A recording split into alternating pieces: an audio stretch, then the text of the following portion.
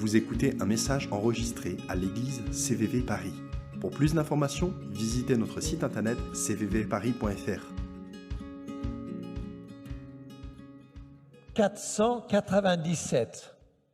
1497, il y a 500 ans.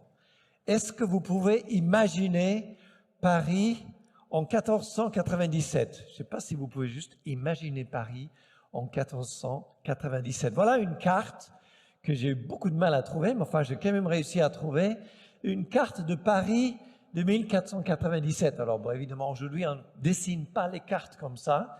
Le nord est sur le gauche. Non, là, le nord et la droite. Elle est à l'envers, elle est en miroir, l'image. Mais juste pour vous donner une idée de commencer avec Paris d'aujourd'hui, j'ai essayé de le mettre, vous voyez un peu là au centre, la taille de Paris en 1497 et comment Paris a grandi aujourd'hui. Et encore, on parle de la plus grande Paris encore qui va arriver, n'est-ce pas? Ça va être vraiment immense. Comment les choses ont changé? En 1497, les gens s'habillaient un petit peu différemment que nous. On a Charlemagne, et là, Charlemagne à gauche, c'était les périodes de 100 ans. Le peu que je connais de l'histoire française, à droite, alors à cause de la lumière, on ne voit pas très bien, mais je sais que c'était un peu le face. Évidemment, c'était des gens chics, là. Les gens chics qui s'habillaient comme ça à l'époque. Ça, c'est en fait une photo d'Hollande qui vient de la port en Hollande. Ce qui m'intéresse ce matin, c'est surtout les deux messieurs qui viennent après. Celle de gauche et celle de droite, c'était des marins. C'était des marins. Et celui à droite, Vasco de Gama. Vasco de Gama était un homme portugais, un marin extrêmement aventurier. Et juste avant que j'aille plus loin, il faut aller voir la diapo suivante. À l'époque, vous savez, les richesses de l'Est du monde, la Turquie, l'Inde, la Chine, etc., arrivaient de goutte à goutte en Europe. Parce qu'il fallait passer par le Trait Rouge, il fallait passer par les montagnes, par l'Iran, le Népal, l'Irak. Et c'était compliqué d'arriver avec quelques chevaux, avec les richesses, etc., pour enfin arriver en Europe, sans parler des voleurs et des brigands, etc. Donc, les marins, de plus en plus, se disaient, mais peut-être que si on prenait le bateau, on faisait le tour de l'Afrique, on pourrait peut-être arriver en Inde.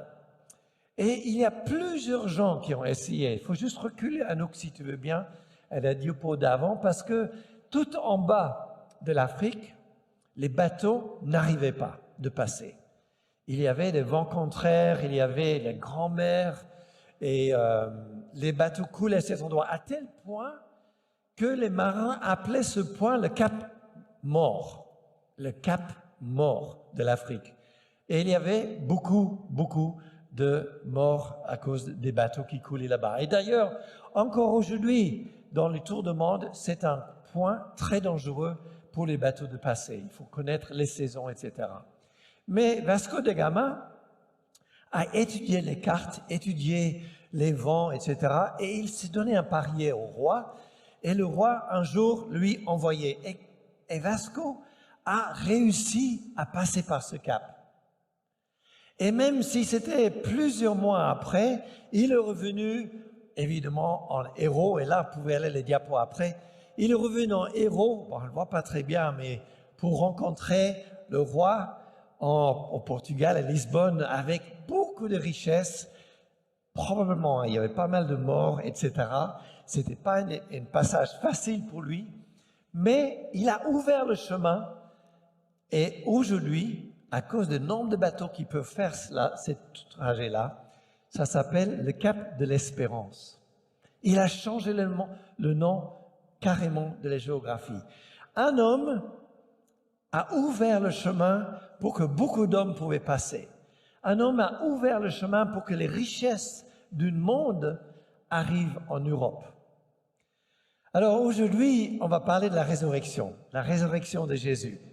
Aujourd'hui, c'est la chose qui nous donne notre identité, la résurrection de Jésus.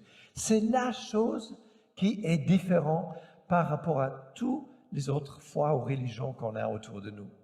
Parce qu'il y a un homme qui a passé le cap de la mort.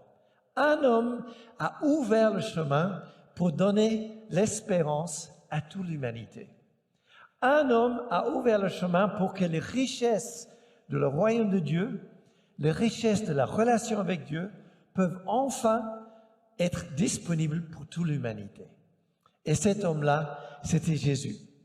La résurrection, vous savez, c'est pas juste une bonne, est-ce que je peux dire, une bonne ajout à notre religion.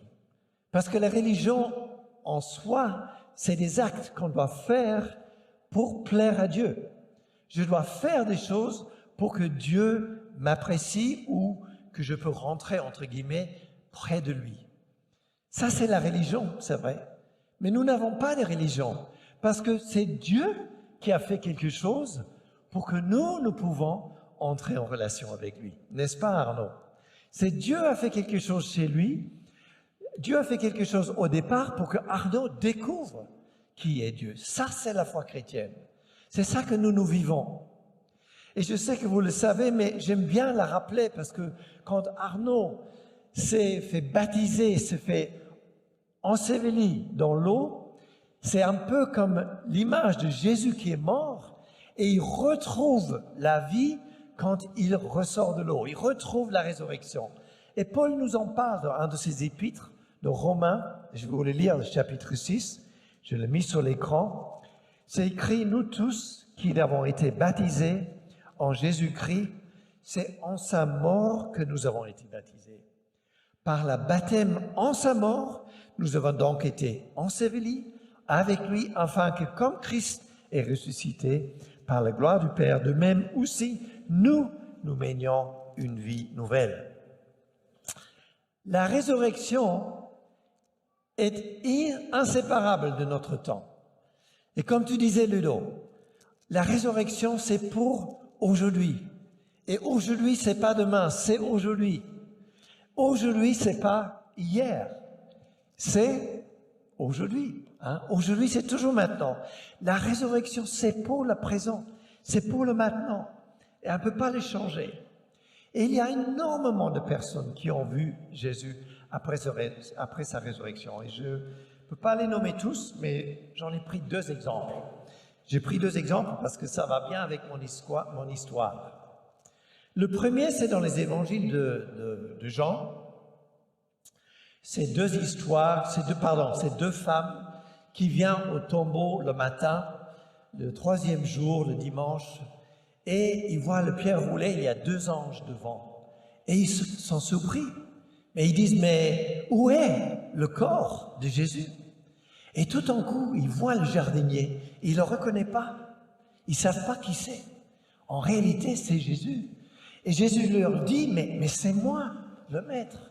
Et tout en coup, ils réalisent, leurs yeux s'ouvrent, et ils partent en courant, ils sont tellement excités pour dire aux disciples, mais on a rencontré celui qu'on croyait mort pour être en fait vivant. Et quand je lisais ce passage à nouveau dans Jean 20 pour préparer ici, je me disais, mais c'est un peu notre réaction à nous, n'est-ce pas? C'est du genre, je découvre la résurrection, j'ai envie de la raconter à d'autres. Je pars pour la raconter à d'autres. Et c'est un peu notre mission, c'est la mission de tout chrétien dans le monde. Il dit, mais nous avons rencontré le vivant. Aujourd'hui, nous avons rencontré le vivant. En réalité, c'est un miroir de l'histoire de Genèse chapitre 3, juste après la chute. C'est là où il y a aussi 2 anges, mais eux, ils protègent le jardin. Et il y a aussi un jardinier, c'est lui qui a fait le jardin, qui leur empêche de rentrer. On a maintenant le miroir de la résurrection qui vient. C'est ça qui est extraordinaire, c'est que depuis le début, Dieu a préparé dans son plan cette résurrection. Ici, on a une magnifique histoire de vie de 2 personnes qui découvrent les anges, qui disent, mais le tombeau est vide. Il y a maintenant possibilité de rentrer dans cette relation comme on nous a partagée. Le deuxième exemple que je voudrais vous donner, c'est aussi dans le livre de Luc, cette fois-ci, dans l'évangile de Luc, chapitre 24. C'est l'histoire de 2 hommes qui sont extrêmement déçus et tristes parce que Jésus est mort ensevelis, etc. Et ils rentrent chez eux en chemin le soir. Et ils sont en discussion parce que voilà, ils sont dans la déception, plus d'espoir. Ils croyaient que Jésus allait libérer le peuple d'Israël. Ils croyaient que Jésus allait devenir le roi de le peuple d'Israël et libérer Israël de l'oppression de l'époque des Romains. Et ils savaient depuis Moïse, en fait. Depuis Moïse, le peuple d'Israël attendait un Messie. Et ils se disaient, mais c'était peut-être lui, mais voilà qu'il est mort. Et ils sont dans leur discussion, c'est tellement intense, tous les deux, qu'ils se rendent à peine compte que Jésus les rejoint dans leur discussion, et ils écoutent, ils entendent ses explications. Ce qui est génial avec ces deux gars-là, c'est qu'ils pensent à l'inviter chez eux. Et Jésus est invité, il commence à manger le repas, et c'est là que leurs yeux s'ouvrent, et ils voient le ressuscité.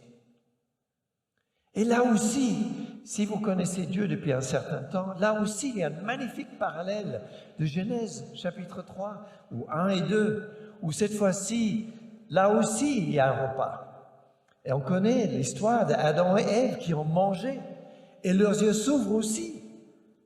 Et ils voient leur nudité, leur incapacité de régner comme Dieu peut régner, et ils sont chassés du jardin. Leurs yeux s'ouvrent pour leur éloigner de Dieu. Et ici, leurs yeux s'ouvrent et ils réalisent qu'ils peuvent rentrer en relation avec Dieu. C'est quand même extraordinaire de se dire que Dieu avait un plan. Et là, je vous donne 2 exemples. Mais il y a, et je n'exagère pas, des centaines d'exemples à travers l'Ancien Testament où Dieu prépare, à travers des histoires, à travers des hommes, des femmes, des prophéties, cette résurrection de Jésus-Christ. Pour qu'enfin, les hommes peuvent rentrer en relation avec lui. Le passage de Luc chapitre 24, je ne l'ai pas lu, mais c'est juste cette histoire de 2 hommes qui rentrent en relation avec Jésus. 2 hommes qui le voient, 2 femmes qui le voient et qui partent pour raconter au monde ce que Jésus a fait pour eux. La résurrection, je l'ai dit tout à l'heure, c'est une charnière dans notre histoire. Et Paul, il dit quelque chose dans un de ses lettres, 1 Corinthiens chapitre 14, essentiel. Il dit, si Christ n'est pas ressuscité, alors notre prédication est vaine. Et votre foi, notre foi est vaine. J'ai envie de dire, Arnaud, pendant 7 ans, je ne sais pas, 30 ans, tu disais, peut-être 10 ans, 15 ans que tu as connu Dieu, c'était de rien, ce n'était rien. Mais, Paul continue, Christ est ressuscité. Et le Saint-Esprit atteste dans ton cœur que Christ est vivant. Et Dieu et Saint-Esprit attestent dans nos cœurs que Christ est vivant. Et ça, cela a 3 implications. Quand les disciples, ces 2 disciples sur le chemin et les autres, ont réalisé l'impact que la résurrection allait avoir sur leur vie, mais sur la vie du monde entier, ils étaient juste tellement éblouis. Et je vais vous mentionner que 3 de ces impacts que cela a pour nous. Le premier, c'est que Jésus est vivant aujourd'hui voudrait dire que nous pouvons avoir une relation personnelle avec lui. On ne peut pas avoir une relation personnelle avec quelqu'un de mort. Mais avec quelqu'un de vivant, on peut avoir une très très bonne relation. Jésus est vivant et nous pouvons avoir une relation avec lui. On n'a pas besoin de penser à quelqu'un d'historique dans le sens « Ah oui, autrefois Jésus a fait », mais c'était que du passé. Parce que ce que Jésus fait, c'est maintenant et aujourd'hui. Il fait encore des miracles et des choses extraordinaires aujourd'hui. Et le fait que Arnaud a donné sa vie à Jésus, ça en elle-même, c'est un miracle. Cet après-midi, encore quelqu'un qui va témoigner cela. Et on a constamment des miracles comme ça. Ce n'est pas une histoire d'une religion historique. On n'adore pas quelqu'un du passé, on adore quelqu'un qui est Seigneur et vivant pour nous aujourd'hui. Donc Jésus est dit vivant voudrait dire qu'on peut avoir une relation avec lui. Mais la deuxième chose, c'est que la résurrection nous donne la garantie de la vie après notre mort physique. C'est vrai, Paul nous le dit dans 1 Corinthiens 15, je l'ai déjà lu un tout petit peu, c'est pour cette vie seulement, si c'est pour cette vie seulement que Christ nous donne l'espoir, nous sommes le plus plaindre des hommes. Mais en réalité, Christ est ressuscité, précédant ainsi ceux qui sont morts. Il prépare, il va avant ceux qui sont morts. Et Thomas a mentionné le fait qu'au jour même de la résurrection, il y a 2000 ans, il y en a certains qui se sont ressuscités, physiquement même. Mais ils sont morts, mais ils vont retrouver la vie éternelle à un moment donné. Christ a un peu montré le chemin pour nous montrer que nous allons vivre la vie éternelle. Mais ça, c'est qu'une moitié de la promesse. Ce n'est qu'une partie de la promesse. Et c'est la troisième chose, et je pense que c'est probablement la chose la plus passionnante pour moi. La troisième chose que je voulais vous dire, c'est que la vie après la mort, elle est possible de vivre maintenant. Elle est possible de vivre maintenant. Pourquoi? Parce que, et nous le lisons dans Romains chapitre 6, par le baptême, on l'a lu tout à l'heure, en sa mort, nous avons été ensevelis. Donc, on est enterrés, un peu imagés dans l'eau, et on retrouve la vie quand on remonte. Et le verset nous dit ceci, de même, nous aussi, nous menions une vie nouvelle. C'est quoi cette vie nouvelle? Je vais vous dire, c'est la vie de la résurrection qui coule dans nos veines. C'est la vie de Dieu, c'est la vie de Jésus qui est en nous constamment. C'est la résurrection en nous maintenant. La résurrection pour demain, quand mon corps meurt, oui, elle va être là. Mais la résurrection maintenant, c'est ça qui est passionnant. C'est ça qui change tout. C'est ça qui nous donne la joie. C'est ça qui nous donne la passion pour les hommes. C'est pour ça que nous témoignons de Jésus. C'est pour ça que nous avons la foi. Parce que la résurrection, elle est valable maintenant. Et quand on croit en Jésus, mes amis, le sang de Jésus, si je peux le dire comme ça, il coule dans nos veines. Et si l'esprit de celui qui a ressuscité Jésus-Christ, c'est dans Romains 8, verset 11, habite en vous, qui a ressuscité Christ, rendra aussi la vie à votre corps mortel. Je dis bien le corps mortel, par son esprit qui habite en vous. Je le relis. Si l'esprit de celui qui a ressuscité Christ habite en vous, celui qui a ressuscité Christ rendra aussi la vie à votre corps mortel par son esprit qui habite en vous. Et nous accueillons l'esprit. Nous accueillons la vie. Ça, c'est juste trop extraordinaire. C'est juste trop beau. J'ai envie de vous dire, quand on accueille l'esprit, on est passionné par Dieu. On est passionné pour Dieu et on est passionné pour ce qu'il a créé. On l'a chanté tout à l'heure, que ce soit les galaxies, que ce soit les étoiles, que ce soit les montagnes, que ce soit les vallées, les rivières qui louent le Seigneur.